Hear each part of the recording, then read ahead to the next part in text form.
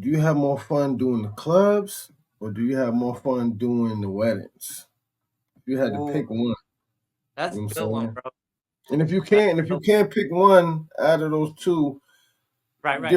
differentiate what's the difference between them that gets you hyped Okay, on that. got you. Yeah, so I started out doing clubs and nightclubs and bars.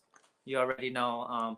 I Mm-hmm. traveled in Miami, New York, and Vegas and stuff like that.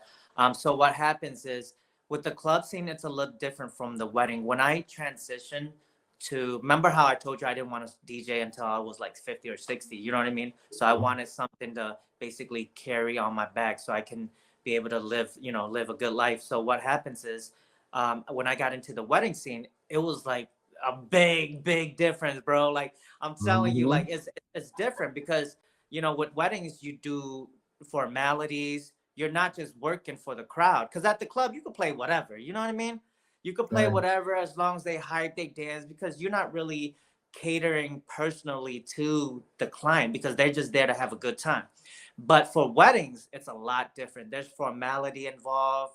There's first dance. There's a lot more stress during weddings because you don't want to mess up that specific person or Mm-hmm. client's day because you don't want to play the wrong song.